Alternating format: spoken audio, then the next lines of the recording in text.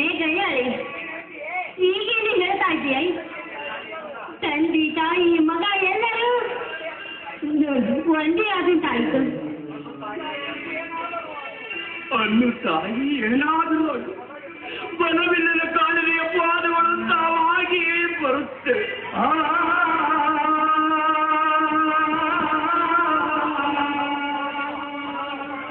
ಅಮ್ಮ, ನನ್ನ ಗುಣವನ್ನು ತಿಳಿದ ನನ್ನ ನಂಬುತ್ತೇನಮ್ಮ.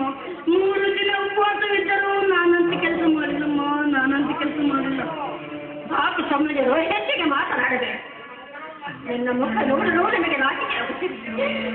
ನನ್ನ ಹೊಟ್ಟೆಯಲ್ಲಿ ಹುಟ್ಟಿದ ಮಗ ಅಪ್ಪಟ ಬಂಗಾರವನ್ನು ತೆಗೆದುಕೊಂಡು ಬಿಟ್ಟಿದ್ದೆನದು. ನೀನೇ ಹೆತ್ತಾಳೆ ಆಗುತ್ತೆ ಮಗನ ಕನಸು ಬರುತ್ತದೆ ಕನಸಿಲ್ಲಪ್ಪ, ಕನಸು ಬರುತ್ತದೆ ನೋಡಿಲ್ಲ.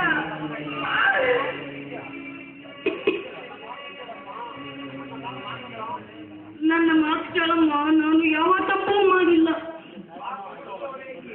ಸಾಕು ಸವಿ, ಮುಂದೆ ಹೆಚ್ಚಿಗೆ ಮಾತನಾಡಿ ನಮ್ಮ ಮರ್ಯಾದೆ ಕಳೆಯಬೇಡ. ಮುಂದೆ ಹೆಚ್ಚಿಗೆ ಮಾತನಾಡಿದ್ರೆ ನನ್ನ ಆಣೆ ಹೇಗಿದೆ ನಿನಗೆ? ಆಣೆ ಇಟ್ಟು ನನ್ನ ಬಾಯಿ ಕಟ್ಟಿಬಿಟ್ಟಿಯಲ್ಲಪ್ಪ, ಕಟ್ಟಿಬಿಟ್ಟೆ. ಇಲ್ಲ ಅಂದ್ರೆ ನಿರಪರಾಧಿ ಅಂತ ಸಿದ್ಧ ಮಾಡಲು ಸಿದ್ಧನಾಗಿ ನಿಂತಿದ್ದಂತೆ.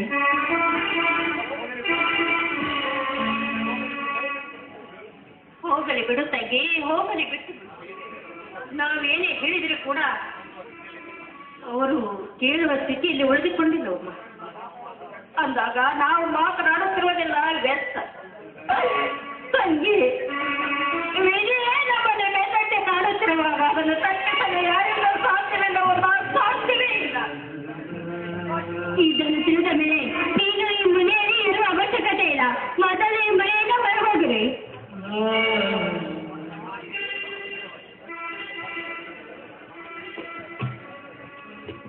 ಅಣ್ಣ, ಇದೇನು ಎಲ್ಲರೂ ಗಂಭೀರವಾಗಿ ನಿಂತಿರಲ್ಲ, ಯಾರ ಮುಖದಲ್ಲಿ ಕಳೆ ಕಾಣುತ್ತಿಲ್ಲ.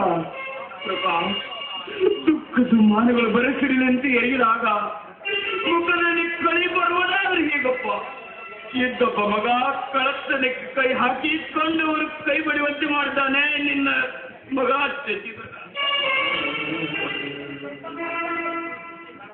ಏನು ಶಶಿ ಕಳ್ಳತನ ಮಾಡಿದ್ದಾನೆ? ಹೌದು ಮೇಡನ, ಹೌದು.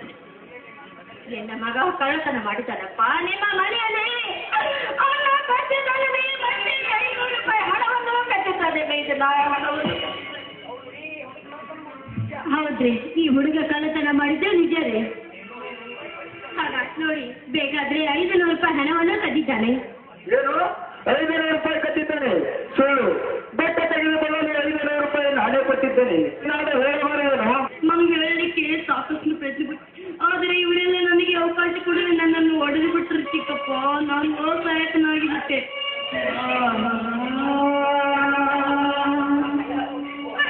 ಓಹೋ, ಈಗ ವಿಷಯ ಶಶಿ, ನಿನ್ನನ್ನು ಮಾತನಾಡಲು ಅವಕಾಶ ಕೊಡಬೇಕಾಗಿತ್ತಪ್ಪ. ನೀನು ಕಳ ಮಾಡಿದ್ದು ನಿಜವೇ ಎಂದು ತಿಳಿದು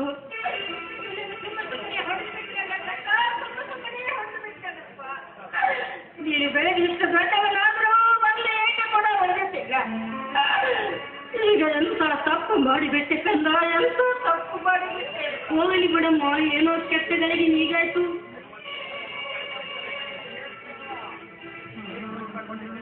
ಹೌದು, ₹500 ಕೊಟ್ಟಿದ್ದೇನೆ ಅಂತ ಹೇಳ್ತಾ ಇದ್ದೀರಲ್ಲ, ನಿಮಗೆ ದುಡ್ಡಿನ ಬೆಲೆ ಇನ್ನೂ ಗೊತ್ತಿಲ್ವೇ? ದುಡ್ಡು ಯಾರಪ್ಪನ ಮನೆಯ ದುಡ್ಡು ಅಂತವರೇ ಕಟ್ಟಿದ್ದರೆ, ಬೇರೆ ಯಾರಿಗಿಲ್ಲ. ನನ್ನ ಮಗ, ಅಣ್ಣನ ಮಗ ಶಶಿಧರ ಸ್ವಾರ್ಥಿ ಏನೇ ಹಳ್ಳಿ, ಏನು ಕಿರಟ ಸ್ವಭಾವವಂತೆ. ಸುಮ್ಮನಿದ್ದರೆ ತಾಯಿಗೆ ಬಂದಂತೆ ಮಗಳತಿಯನ್ನು ಇನ್ನೊಂದು ಸಲ ಈ ರೀತಿ ಮಾತನಾಡಿದ್ದರೆ ಈ ಮನೆಯಿಂದ ಕೊಟ್ಟು ಹೊರಗಟ್ಟಬೇಕಾಗುತ್ತದೆ. ವಿಷಯ ಹೋಗಲಿ ಬಿಡು ಪ್ರಕಾಶ್, ನಮ್ಮಿಂದ ನಿನ್ನ ಸಂಸಾರದಲ್ಲಿ ಒಡಕು ಹುಟ್ಟುವುದು ಬೇಡ. ಸಂಸಾರದಲ್ಲಿ ತಾಳ್ಮೆ ಇದ್ದಷ್ಟು ಒಳ್ಳೆಯದು ಸೋದರ. ಸರಿ, ನಾವು ಹೋಗಿ ಬರ್ತೀವಿ ಪ್ರಕಾಶ್.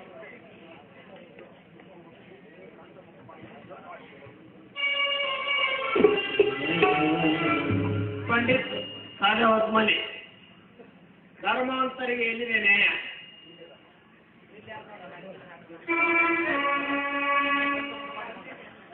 ಏನೇ ಗಂಟು ಮುಖ ಮಾಡಿಕೊಂಡು ನಿಂತೀಯ? ಎಲ್ಲಾದರೂ ಒಳ್ಳೆ ಗುಣವನ್ನು ಕಲಿತುಕೋ. ನಾನೇ ತೋಟಕ್ಕೆ ಹೋಗಿ ಬರುತ್ತೇನೆ. ಪ್ರಕಾಶ, ನೀನೀಗ ನನ್ನ ಕೆನ್ನಿಗೆ ಬಡಿದು ಅವರ ಮುಂದೆ ನನ್ನ ಅವಮಾನ ಮಾಡಿದೆಯಲ್ಲ, ಇನ್ನು ಮುಂದೆ ನಾನು ಸುಮ್ಮನೆ ಬಿಡೋದಿಲ್ಲ. ನಿನಗೆ ಒಂದು ಗತಿ ನಾನೀಗ ಕಾಣಿಸಲೇಬೇಕು. ಅದಲ್ಲದೆ ನಿನ್ನ ಮೇಲಿದ್ದ ಸೇರನ್ನು ನಾನೀಗ ತೀರಿಸಿಕೊಳ್ಳಲೇಬೇಕು. ಆಗ ಅವರ ನನ್ನ ಮನಸ್ಸಿಗೆ ನೆಮ್ಮದಿ ಆಗುತ್ತದೆ. ಅಲ್ಲಿಗೆ ಅವರಿಗೂ ನನಗೆ ನೆಮ್ಮದಿ ಇಲ್ಲದಂತಾಗಿದೆ.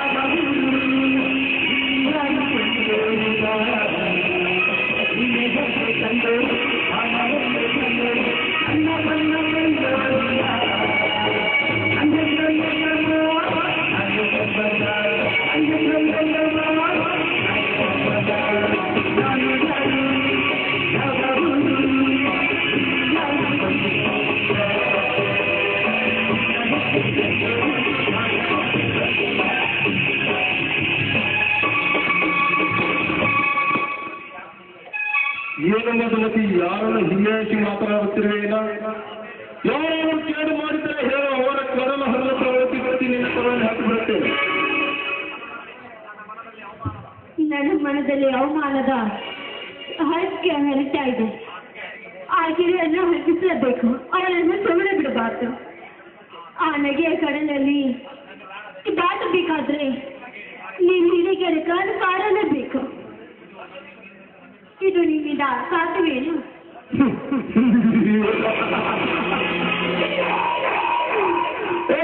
ಎಂಬುದು ನನ್ನ ಸಂಕೋಚದಲ್ಲಿ ಇಲ್ಲ. ಹೇಳು, ನಿಮಗೆ ಅವಮಾನ ಮಾಡಿದವರು ಯಾರು? ಅವಮಾನ ಮಾಡಿದವರು ಬೇರೆ ಯಾರು ಅಲ್ಲ, ನನ್ನ ಪತಿ ಪ್ರಕಾಶ್. ನನ್ನ ಗಂಡಗೆ ಹೊಡೆದು ಬಾಲ್ಯದಲ್ಲೇ ನಾ ಮದುವೆ ಆಗಿದ್ದನ್ನು ಇಲ್ಲಿ ಸಂಚು ಹಾಕಿ ಈಗ ನನ್ನ ಕೆನ್ನಿಗೆ ಹೊಡೆದು ಅವಮಾನ ಮಾಡಿದ್ದಾನೆ. ಅವನ ಬಗ್ಗೆ ಕಾಣಿಸುತ್ತೆ. ಹೀಗೋ ವಿಷಯ. ಹೇಳು, ನನ್ನಿಂದೇನಾಗಬೇಕು? ನಿನ್ನ ಪ್ರೀತಿಗಾಗಿ ನಾನು ಪ್ರಾಣ ಕೊಡಲು ಸಿದ್ಧ. ಪ್ರಾಣ ಕೊಡಲು ನೀವೀಗ ಸಿದ್ಧರಿರುವಿರಾ? ನನಗೂ ಗೊತ್ತು.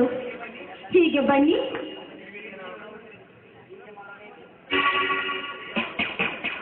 ಹೀಗೆ ಮಾಡಬೇಕು.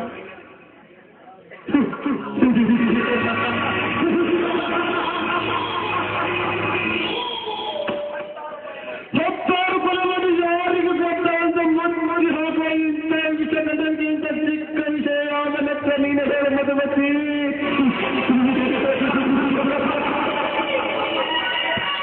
ಕಾದು ನೋಡುತ್ತೀರಿ ಈ ವಿಷಯಗಂಟನ ಕಟ್ಟಡ ದೇವಸ್ಥಾನವನ್ನು.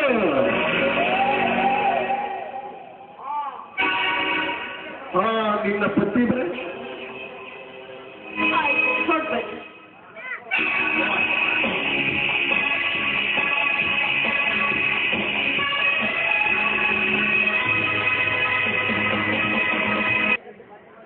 ಪಾತ್ರ ಮಾಡಿದ ಶಶಿಧರನ ಪಾತ್ರಕ್ಕೆ ಸಹರ್ಗೌಡ ಪಾಟೀಲ್ ತುಂಬಾಯರಿ, ಎಂಸಿ ಕುರಿಯ ಹಿರ್ಸಂಗ್ ತುಂಬಾಯರಿ, ಎಸ್ ಕುರಿ ಸಾಕಿನ ಹಿರ್ಸಂಗ್ ತುಂಬಾಯರಿ, ಎಸ್ ವಿ ಪಾಟೀಲ್ ತುಂಬಾಯರಿ, ಎಸ್.ಎಂ. ಬರ್ಲೆ ಹತ್ತೂರು ಒಂದು ಕೆಡಿ ಬಿರಾದಾರ್ ಸಿಂಗ್ನಾಪುರ್ ತುಂಬಾಯರಿ, ಎಸ್ ವಿ ತುಳೂರು ಸಾಕಿನ ಗುಬ್ಬೇವಾಡ್ ತುಂಬಾಯರಿ, ಎಸ್ ಎ ಬಿರಾದಾರ್ ಪುಣ ತುಂಬಾಯರಿ ತಂದಿದ್ದಾರೆ. ಶಶಿಧರನ ಪಾತ್ರವನ್ನು ಸ್ವೀಕರಿಸಬೇಕಾಗಿ ಕೇಳಿಕೊಳ್ಳುತ್ತೇನೆ. ಶಶಿಧರನ ಪಾತ್ರ ಕೊಟ್ಟಂತ ಎಲ್ಲ ಮಾವಂದರಿಗೆ ನಾನು ತುಂಬಾ ಚಿರುಣಿಯಾಗಿದ್ದೇನೆ.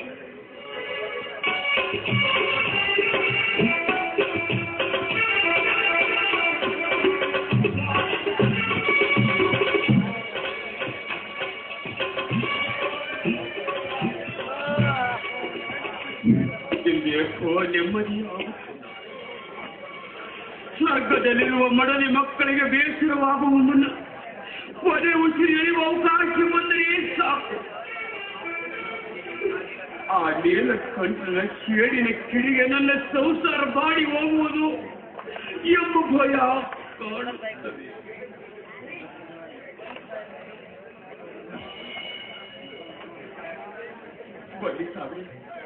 ತಾವು ಬಂದ ಕಾರಣ ಧರ್ಮದಾಸ್, ನೀವು ಬ್ಯಾಂಕಿನ ಸಾಲ ಕಟ್ಟಿಲ್ಲ ಅಂತ ನಿಮ್ಮ ಹೊಲ ಮನೆ ಹರಾಜ್ ಆಗ್ತಾರಂತ ಬ್ಯಾಂಕಿಂಗ್ ನೋಟಿಸ್ ಮುಗಿಸಿ ಹೋಗಕ್ಕೆ ಬಂದಿನ್ರಿ. ಈ ನೋಟಿಸ್ ತಗೊಳ್ರಿ.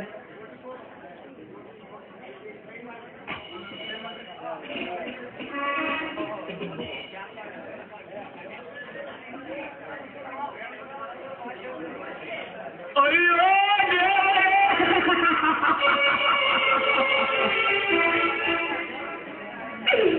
ಕೊನೆಗೂ ಹಿರಿಯರು ಆರತಿ ಗಳಿಸುವುದು ಒಳಿದು ಹೋಗುವ ಕಾಲ ಬಂತೆ.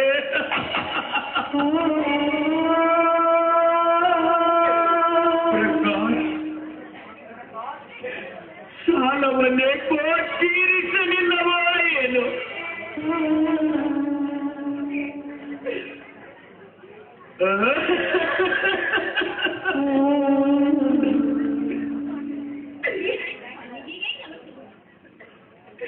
ಸುವತ್ತಿ ಜಾಕಿನವರು ಆಸ್ತಿ ಹರಾಜು ಮಾಡುವುದಾಗಿ ನೋಟಿಸ್ ಕಳಿಸಿದ್ದಾರೆ.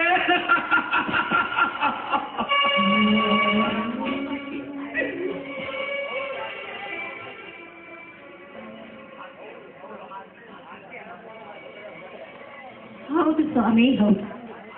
ಆಸ್ತಿ ಹರಾಜು ಮಾಡುವುದಾಗಿ ಬ್ಯಾಂಕಿನವರು ನೋಟಿಸ್ ಕಳಿಸಿದ್ದಾರೆ. ಆದರೆ ಗಿರೀಶಣ್ಣ ಇದಕ್ಕೇನಾದ್ರೂ ಒಂದು ಉಪಾಯ ಇದ್ರೆ ಹೇಳಪ್ಪ. ನೋಡಮ್ಮ, ಸಾಲ ತೀರಿಸೋದೊಂದು ನಿಮಗೆ ದಾರಿ, ಆಸ್ತಿ ಉಳಿಯಬೇಕಾದ್ರೆ ಹಣ ಕಟ್ಟುವುದೊಂದೇ ಉಪಾಯ. ಹಣ ತುಂಬದಿದ್ದರೆ ಆಸ್ತಿ ನಮ್ಮ ಕೈ ತಪ್ಪಿ ಹೋಗುವುದು ಖಂಡಿತ.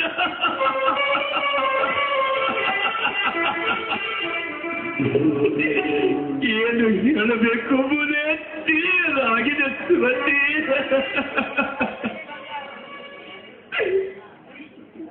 ಧರ್ಮಣ್ಣವರ, ಬೆಳ್ಳಿ ಬಂಗಾರ ಮನೆಯಾಗಿದ್ರು ಅದನ್ನು ಮಾರಿ ಸಾಲ ತೀರಿಸೋ ವಿಚಾರ ಮಾಡೋದು ಒಳ್ಳೇದಂತ ಕಾಣಿಸುತ್ತೆ ನೋಡ್ರಿ.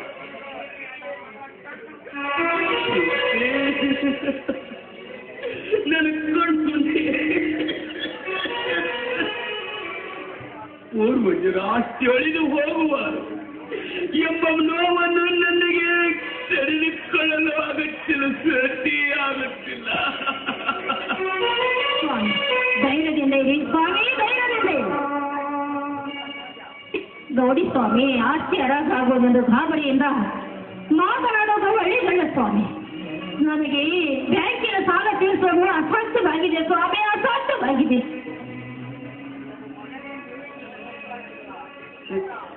ಶಶಿಧರ ನಿಮ್ಮ ಮನೆಯಲ್ಲಿ ನನಗೆ ಗೊತ್ತಾಗಲಿಲ್ಲ. ಅವನು ಗಂಡನ್ನು ಮಾರಲು ಬಂದಿದ್ದ, ಕಲ್ಲು ಮಾಡಿ ತಂದಿರ್ಬೇಕಂತ ಬೆದರಿಸಿ ಕರ್ಕೊಂಡಿದ್ದ. ಅಯ್ಯೋ ದೇವರೇ, ಅಲ್ಲಿಯೇನೋ ಸಂಚಿಕಾರ ಓಡಿಬಿಟ್ಟಿಯ. ಗಂಡನ ಪ್ರಾಣ ಉಳಿಸಿಕೊಳ್ಳಬೇಕು ಅಂತ ಬೆಂಡಲ್ಲಿ ಮಾರಿಕೊಂಡು ಬಾ ಮಗನೇ ಎಂದು ಕಳಿಸಿದರೆ ಬೀಸಿ ಬಿಟ್ಟಿಯೇನಪ್ಪ. ಅಳಬೇಡ ಸುವತಿ, ಅಳಬೇಡ. ಹಿಂದೆ ಮಾಡಿದ ಪಾಪದ ಋಣ ತೀರಿಸಿಕೊಳ್ಳಬೇಕೆಂಬುದು ಮಳೆ ಬಯಲಲ್ಲಿ ಬರೆದಾಗ ಯಾರನ್ನು ತಪ್ಪಿಸಲು ಸಾಧ್ಯ?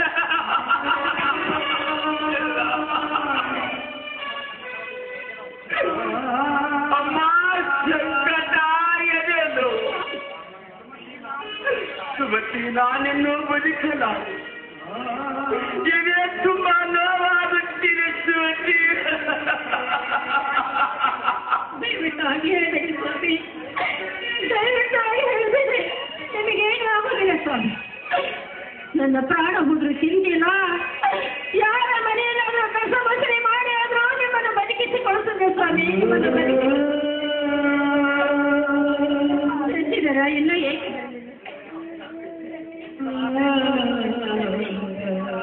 ಬೇಗ ಬಂದಿ ಬರುತ್ತದೆ ಸ್ವಾಮಿ, ತಿಳಿಸಿದರೆ ಬಂದಿ ಬರುತ್ತದೆ. ಯಾಕಂದ್ರೆ ಔಷಧ ತರಲು ಸ್ವಲ್ಪ ತಡವಾಗಿರಬೇಕು. ಅದು ಅಲ್ಲದೆ ಔಷಧ ತರದೆ ಮನೆಗೆ ಹೋದರೆ ತಂದೆ ತಾಯಿ ಇಬ್ಬರು ಬರೆಯುತ್ತಾರೆ, ಸಿಟ್ಟಾಗುತ್ತಾರೆಂದು ತಿಳಿದು ಬರಲು ತಡ ಮಾಡುತ್ತದೆ ಸ್ವಾಮಿ, ಬರಲು ತಡ ಮಾಡುತ್ತದೆ. ಬೇಗ ಬಲ್ಲಿ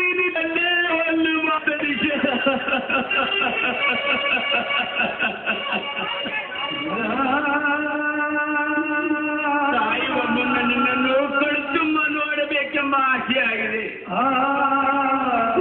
ಎಲ್ಲಿದೆ ಬೇಗ ವಾಸಿಸಿದ. ನಮ್ಮ ಮಗ ಬಂದೇ ಬರುತ್ತಾನೆ ಸ್ವಾಮಿ, ಹಾಗೆ ನಿರಾಶರಾಗಬೇಡಿ. ನೀವೇಕೆ ಸಂಕಟ ಪಡುತ್ತಿರುವಿರಿ ಸ್ವಾಮಿ? ಈಗ ಮನಸ್ಸಿಗೆ ತಾಪ ಮಾಡಿಕೊಂಡು ಏನಾದರೂ ಆಗಿಬಿಟ್ರೆ ನನ್ನ ಮಗ ಹಾಗೂ ನನ್ನ ಗತಿ ಏನು ಸ್ವಾಮಿ? ಯಾರಲ್ಲಿ ಆಶ್ರಯ ಕೇಳಬೇಕು ನಾವು?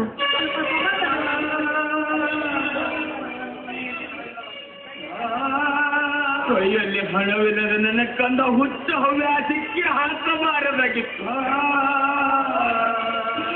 ಭಾರತಭಾಷೆಗೆ ಎಲ್ಲಿರುವೆ ನಿನ್ನ ತಂದೆಗೆ ಒಂದೇ ಒಂದು ಬಾರಿ ಆದರೂ ಮುಖ ಸಾಯುವ ಮುನ್ನ ನಿನ್ನನ್ನು ಕಣ್ತುಂಬ ನೋಡಬೇಕೆಂಬ ಆಸೆ ಸಾಗಿಸುತ್ತೆ. ಪ್ರಕಾಶ್, ಮಣ್ಣಿಗೆ ಸೇರುವ ನಿನ್ನ ಈ ಅಣ್ಣನಿಗೆ ಮುಖ ತೋರಿಸಿದ್ದಕ್ಕಾಗಿ ಅಪಾರ ಆನಂದವಾಗಿದೆ. ಪ್ರಕಾಶ, ಅಪಾರ ಆನಂದವಾಗಿದೆ. ಅಯ್ಯೋ ಸಂಕಟ, ಎದೆ ತುಂಬ ನೋವಾಗುತ್ತಿದೆ. ನಾನಿನ್ನೂ ಬದುಕಲಾರೆ. ಸಮಸ್ಯೆಸಿದರು ನಾನು ಸತ್ತರೆ ನ್ಯಾಯ ನೀತಿ ಧರ್ಮ ಯಾವುದೂ ಸಾಯುವುದಿಲ್ಲ.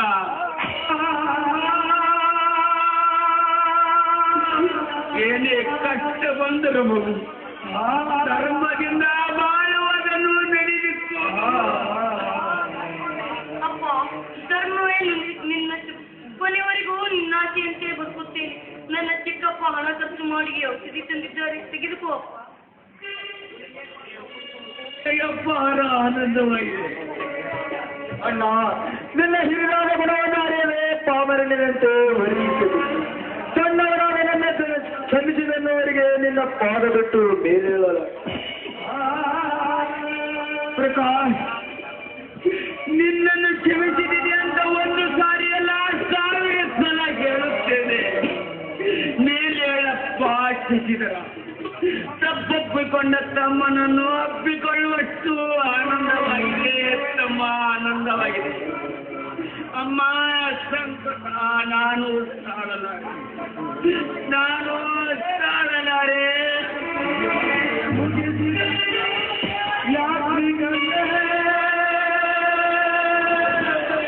ನಿನಗಿದೋ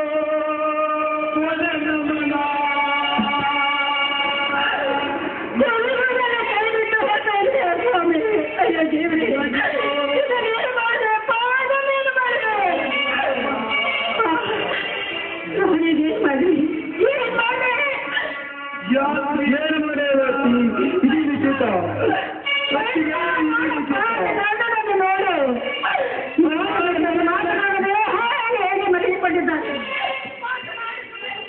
ಅಣ್ಣ, ನಮಗೆಲ್ಲರಿಗೂ ಕಣ್ಣಾಗಿದೆಯ ಎಲ್ಲರೂ ಪೂರ್ಣವಾಗಿ ಬಿದ್ದೆವು. ಏನು ಮಾಡೋದು? ಈ ವಿಚಿತ. ಅತ್ತಿಗೆ ಇದು ವಿಚಿತ.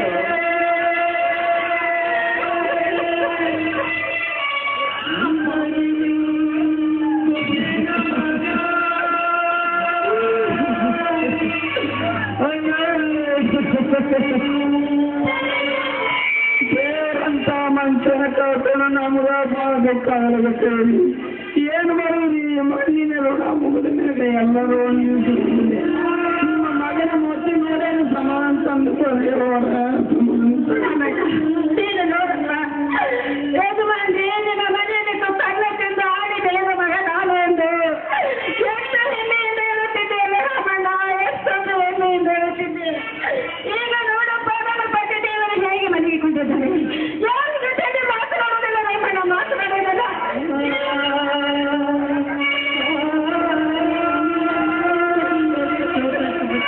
ಆದರೂ ನಮ್ಮನ್ನೆಲ್ಲ ಅವಧಿ ಹೋಗಿಬಿಟ್ಟೆ.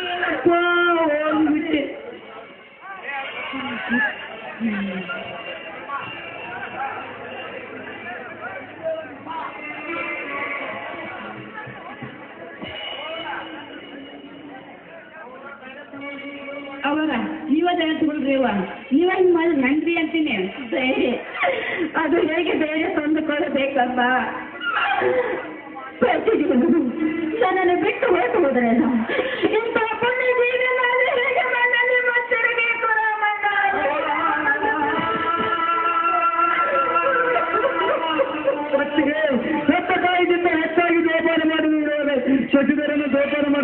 ನಡೆದಿರಲಿ.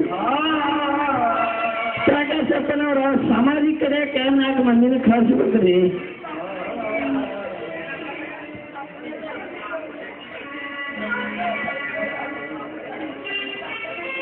ಇಂಥ ಪುಣ್ಯ ಜೀವಿ ಸತ್ಯದಿಂದ ಧರ್ಮದಿಂದ ನಡೆದ ನಿಮ್ಮ ಪ್ರಾಣಕ್ಕೆ ಅವುಗಳನ್ನು ತಂದು ಕೊಡ್ಬೇಕಲ್ಲ ಸ್ವಾಮಿ. ಹೇಗೆ ಮಣ್ಣಲ್ಲಿ ಮುಚ್ಚಡರಿ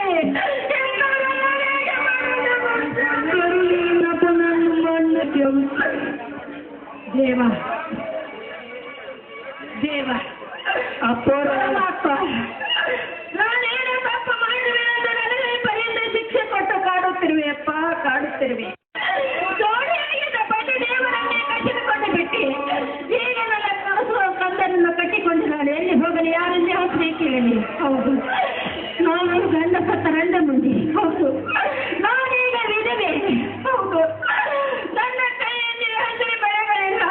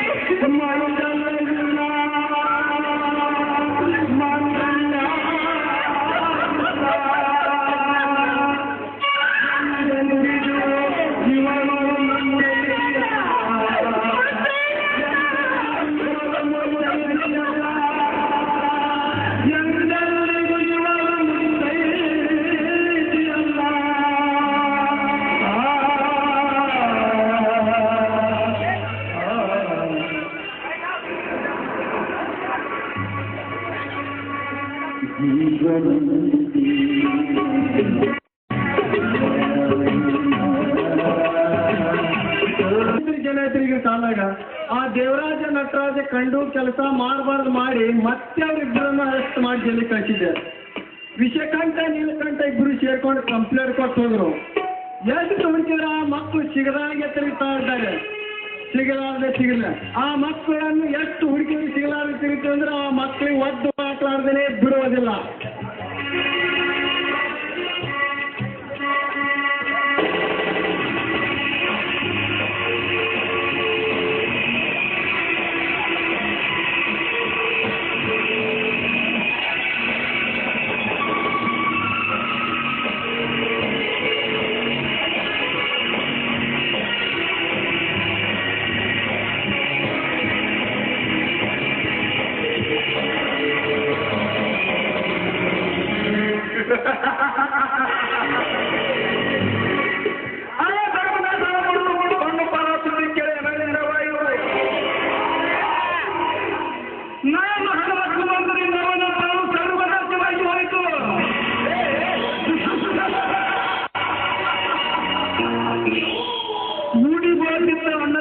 ಮನೆ ಹೊಡೆದಿದ್ದವ ನಾನೆಂಬುದ ಮಂದ ಮತ್ತೆ ಹೇಗೆ ತಿಳಿಯಿತು?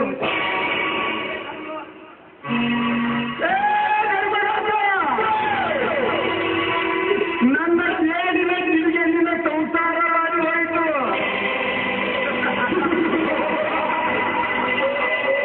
ನನ್ನ ಕಣ್ಣಿಗೆ ಕೇಳಿ ಮಾಡಿದ ಪಾಲು ಕುಡಿ ಬಂದು ಹೋಯಿತು. ಆನಂದ ಪರಮಾನಂದ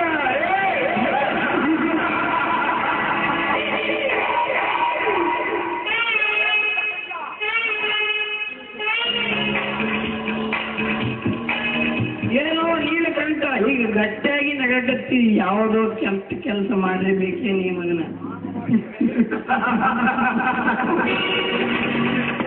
ರಾಮಣ್ಣ, ನಾನು ಮಾಡಿದ ಕೆಟ್ಟ ಕೆಲಸವನ್ನ ಜಟ್ಟ ತರಗಟ್ಟನ್ನು ಕುಟ್ಟಿ ಹಿಟ್ಟಿಟ್ಟು ಮಾಡಿ ಅದಾಗಿ ಬಿಡುತ್ತಿದ್ದೇನೆ.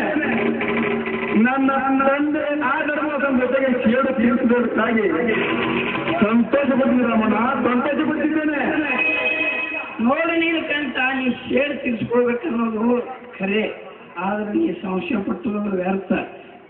ನಮ್ಮ ಆ ಧರ್ಮದಾಸನ ಅಕ್ಕಗ ಅತ್ಯಾಚಾರ ಮಾಡಿದವ ನಿಮ್ಮ ಅಪ್ಪ ಅಲ್ಲ, ಆ ವಿಷಕಂಠನ ತಂದೆ ಅತ್ಯಾಚಾರ ಮಾಡ್ಯಾನ. ಆಕಿನ ಅತ್ಯಾಚಾರ ಮಾಡಿ ದೇಶಾಂತರ ಹೋಗ್ಬಿಟ್ಟ ಮಗ. ಆವಾಗ ಅದು ಅತ್ಯಾಚಾರ ನಡೆದಕ್ಕೆ ನಾ ಅಲ್ಲೇ ಇದ್ದ, ಹೊಲ್ದಾಗ ಕೆಲಸ ಮಾಡ್ಲಿಕ್ಕೆ ಹಚ್ಚಿದ. ಎಲ್ಲಿ ನಾನು ಅವ್ನ ಕನಿ ಬಿದ್ರೆ ನನ್ನ ಮುಗಿಸ್ಬಿಡ್ತಾನಂತ ನಾ ಓಡಿ ಹೋಗ್ಬಿಟ್ಟಿದ್ದು ಊಟ ಮಾಡಿ. ಇದು ನಿಜವೇ ರಮಣ್ಣ? ಸಂಶಯ ಸುಳಿಕೆ ಆ ಧರ್ಮದಾಸನ ಬಾಳನ್ನು ಹಾಳು ಮಾಡಿ ಏನಕ್ಕಂತ ದೇವ್ರ ಹಾನಿ ಮಾಡಿ ಹೇಳ್ತೀನಪ್ಪ, ಇದು ಖರೆಯದ ಮಾತ. ರಾಮಣ್ಣ, ನಿನ್ನಿಂದ ನಿಜವಾಗಿ ತಿಳಿದು ನನ್ನ ಮನೆ ಬಿಡೋದಾಯಿತು. ತಪ್ಪಿನ ಅರಿವು ನನಗಾಯ್ತು ರಾಮಣ್ಣ, ತಪ್ಪಿನ ಅರಿವು ನನಗಾಯ್ತು.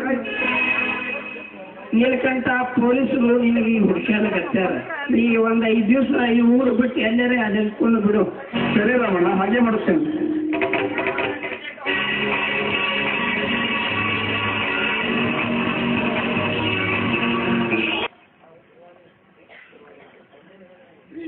ಜಾತ್ರಾ ಕಮಿಟಿ ಅವರು ಈ ನಾಟಕ ಅಧಿಕಾರಿ ಫೋನ್ ಮಾಡಿ ಮಾಡ್ತಾ ಇದ್ದೇನೆ.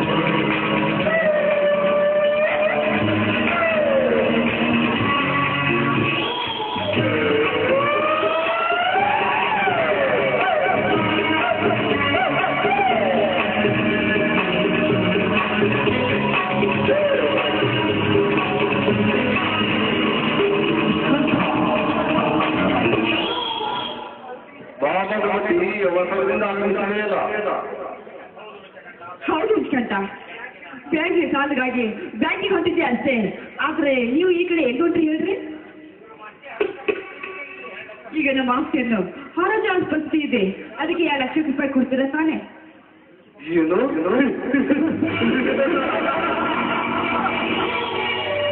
ನನ್ನ ಕಡೆಗೆ ಸೇರಿದ ಕೂಡ ಹೋದ ನನಗಿಲ್ಲ. ಓಹೋ, ಹಣ ಕೊಡುದಿಲ್ಲವೇ? ದಯವಿಟ್ಟು ಹಾಗೆ ಹೇಳಬೇಡಿ. ನಿಮ್ಮ ಕೈ ಮುಗಿದು ಬೆಳ್ಕೊಳ್ತೇನೆ. ನನಗೆ ಮಾತ್ರ ಮೋಸ ಮಾಡಬೇಡಿ. ಮೋಸ?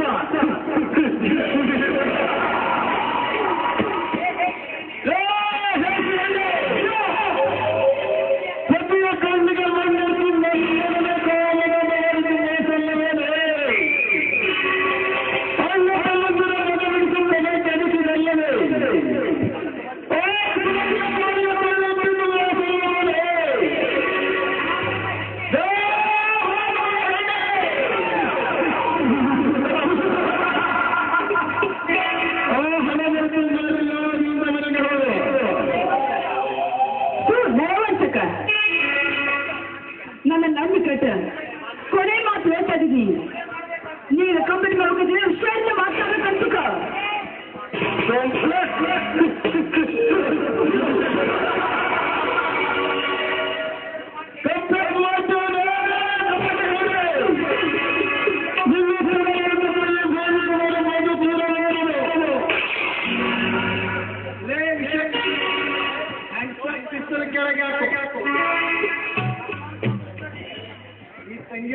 ಸಮಾಧಾನ ಕೇಳ್ತೀವಿ, ವಿಚಾರ ಮಾಡಿ ಶಿಕ್ಷೆ ಮಾಡ್ತೇನೆ ನಡಿ ಮಾಡಿ.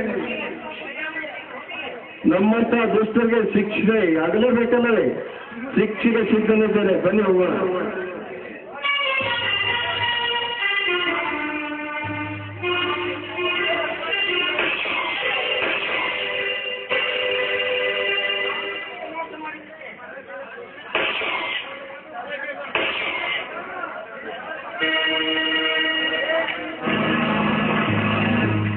ಹೌದು, ನಾನು ನಿಮಗೆ ಮೋಸ ಮಾಡಿಬಿಟ್ಟೆ.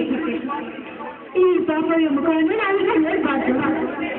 ನಾನೇ ಹಣವನ್ನು ಗೆದ್ದು ಮಾವನ ಮೇಲೆ ನಾನು ಸುಳ್ಳು ಅಪವಾದವನ್ನು ಬಳಸಿ ಈ ಮನೆಯಿಂದ ನನ್ನ ಮಗನನ್ನು ಹೊರಗಿಟ್ಟಿದ್ದೇನೆ. ಹೌದು, ಆ ಏನೋ ಅಪವಾದವಾಗಿ ನನ್ನ ಮೇಲೆ ನಾನೀಗ ಮನೆ ಹಾಕಿಕೊಂಡು ನಾನು ಇದ್ರ ಮೇಲೆ ಸಣ್ಣ ಪರಂತೆ ಕಳಂಕರ ತಂದ ನಿನ್ನಂತ ರಾಕ್ಷಸಿಗೆ ಶಿಕ್ಷೆ ಆಗುವುದೇ ಒಳ್ಳೆಯದು.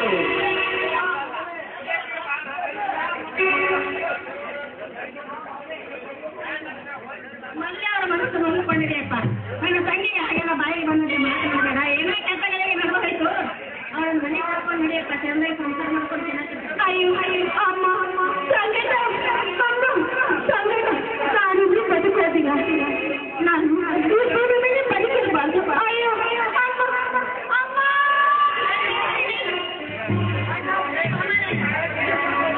ನಮ್ಮೆಲ್ಲರೂ ಒಳ್ಳೆ ಮನುಷ್ಯರ ದೇವರನ್ನೇ ಬೇಡ್ಕೊಳ್ಳೋಣ.